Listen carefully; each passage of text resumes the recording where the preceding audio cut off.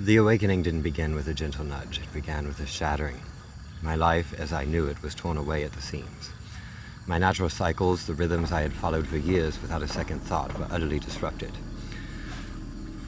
It really felt like a deliberate act that was done to me, a kind of a forceful eviction from the comfortable reality that I had really constructed for myself over the years. Everything I held to be true, my beliefs, understandings of the world, my own sense of self, it was called into question. And it wasn't an intellectual exercise. It was really a visceral tearing away. In its wake, a raw and unsettling question began to arise within me. What if everything that I thought I knew was a lie? My entire foundation, the real bedrock of my cosmology, my spirituality, just crumbled. And the pain and fear that came with this deconstruction were ridiculously immense. They were also necessary. It was in the very crucible here of this confusion that something new began to form. In the midst of the upheaval, I was being forged. The disruption was building a strength I didn't know that I needed, a resilience that would become my anchor. It was through this struggle that I began to understand the purpose of it all. As I awakened to my true nature and the powerful spiritual gifts that lay dormant within me, I realized that I couldn't have handled them before. The way that life was and the way that I understood it. The fear and the pain weren't roadblocks at all. They were really a training ground, kind of a boot camp. They were teaching me to temper my emotions in order to align them with my own will. My emotions, as I came to see, are really the engine of my power, and this process was the hard and essential work of learning how to steer that engine. It was a stripping away that had to happen before I could really truly begin what's been set before me. See, this awakening wasn't a discovery of something new. It was a homecoming to a truth that I had somehow always known, but it was a call that had been there for as long as I could remember, since childhood. It was simmering beneath the surface, but it really wasn't something that was deep inside that I had to convince myself I felt. I knew I felt it. I felt the pulse of a world that was on the brink of a monumental shift, and I knew somehow that I was going to be part of it. Yet this truth was also the one I had always run from. It embedded a deep-seated fear in me because my soul knew the cost of this. I understood that whatever the divine intended to work through me would be profound.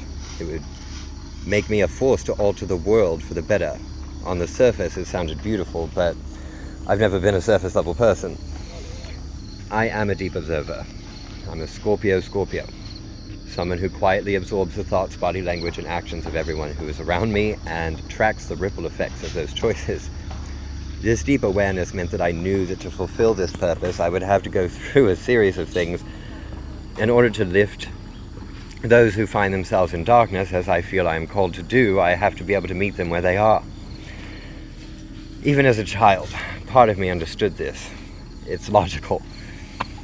And to do the work that I was given, in order to carry the divine's purpose, I would have to endure trials. I would have to accept difficult situations, and I would have to do so with love, knowing that I was about to face something that would hurt and feel like a punishment, but wasn't a punishment at all. It was a necessary preparation and work for a much greater good that I was meant to help bring into the world. To be chosen by Source, to be rejected by the world, those two things go together. It's not just a metaphor. I've really come to understand that the scripture that says the first will be last and the last will be first really isn't a metaphor at all. It's really a plain statement of fact. When you are chosen for a divine purpose, the world is going to turn away from you, but it's not out of malice, and it's not some mystical thing. It's out of fear. It's a human thing. It's fear of change, fear of resistance to anything different or unknown, and the world's rejection isn't born from its madness. It isn't born from malicious nature. It's born from uncertainty, from a deep-seated apprehension of the light that the souls of those who are chosen carry. One of the most profound and initially terrifying truths that I was given to hold was that the separation that we perceive between ourselves and spirit is a carefully constructed illusion. The veil, that long-standing concept of a barrier between the physical and spiritual, it was one of the biggest traps. It was really a tool that was used for gatekeepers, who were gatekeeping in order to control access to the divine. As long as a veil existed, then people would still need specific religious institutions and leaders who were deemed necessary in order to cross it safely, but people would continue to look outside of themselves for spiritual understanding. This is ending now. This idea that the divine is an external force separate from ourselves because we are inherently unworthy or broken has become so ingrained in our collective consciousness as humans that it seems to exist even outside of religion's touch. You don't even really have to grow up in a religious household anymore to feel that innate sense of separation, that understanding that you are somehow apart from the divine. It's really a deep-seated belief that has been passed down and perpetrated against us. And it's a profound lie. It must be dismantled if we're going to walk on this path to awaken. Societal programming is so deeply ingrained that it begins from our very first breath, our very first lessons. It's really not hidden, it's taught in plain sight. Starting in grade school, the earliest lessons we learn as children are not about discovery at all, but it's really about compliance. We're taught that we need to stand in line, that we need to keep our hands to ourselves, that we need to look straight ahead, to only accept what is handed to us, what is told to us is ours. From the beginning, we are being trained to stay in our place, to focus only on what is directly in front of us, and not to touch anything that is not deemed to be ours. This elementary lesson is really not a lesson at all. It's a detriment. It's the building block of a far more complex system, one that shapes us into compliant adults, starting in elementary school. It's empowered to feed the very machine that created it. The initial disruption of my life tore back this fabric of understanding, and it revealed a tightly woven cosmology that I had taken for granted. See, this process brought a new wisdom, a new enlightenment to an idea that I had always held, but I hadn't really truly understood until now. The most intelligent thing one can admit is that all they know is nothing. Essentially, that they know nothing completely.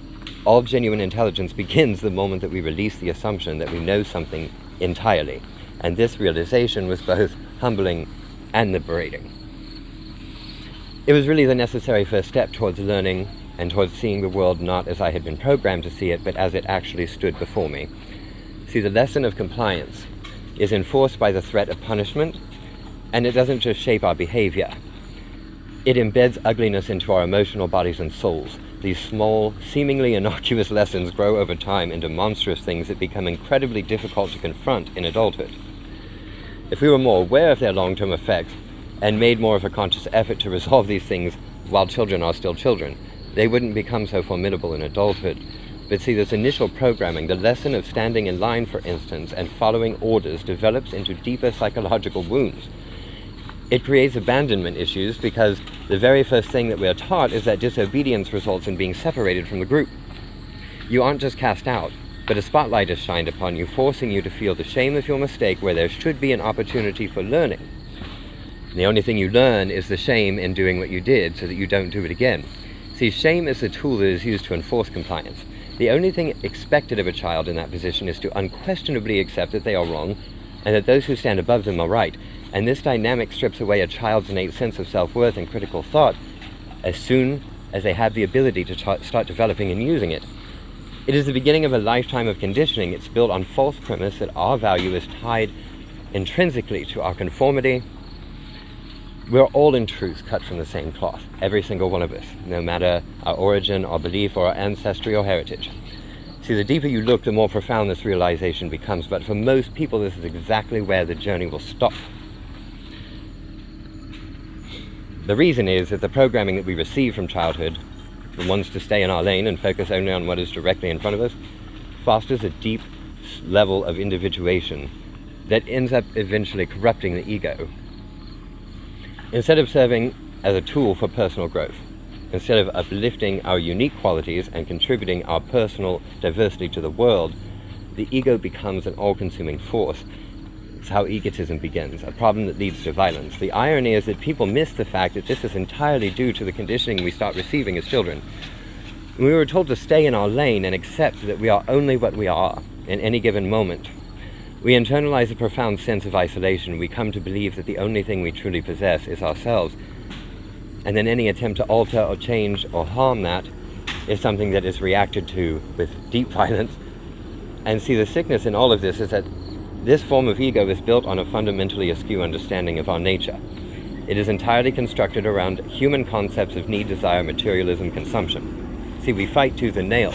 We even go to war to defend egotistical ideas of our own identities, ideas that aren't even based on a solid foundation of truth.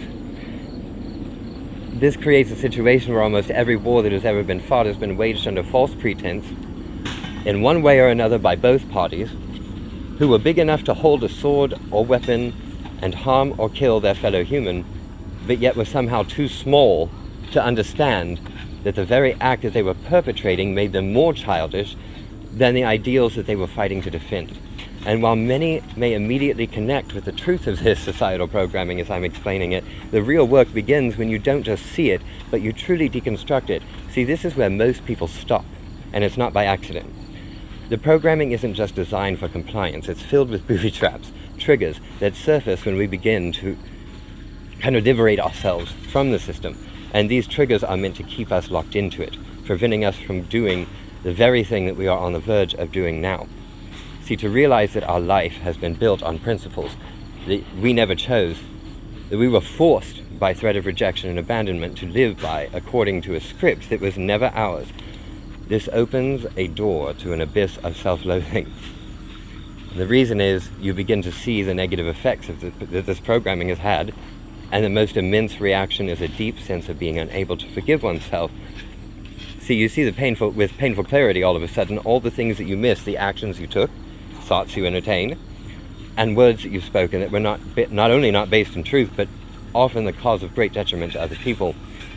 And this is the point where you must learn the truth of forgiveness and mercy, but not as you've been taught, not really for others, but firstly for yourself. See, the authentic seeker of truth will always find that the first person to be hurt by a new truth is the self, if you are seeking that truth authentically. See, this is because all genuine spiritual understanding is revealed about the individual who is seeking it, not about another person.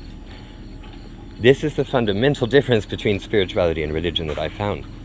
Spirituality seeks to understand the nature of oneself. Religion seeks to enforce conformity of entire groups. In this space of profound self-awareness, the work of true forgiveness can really finally begin, and it starts inside. It paves the way for a deeper, more honest connection to the world and to our own purpose. I hope this message met somebody who needed to hear it, and have a blessed day.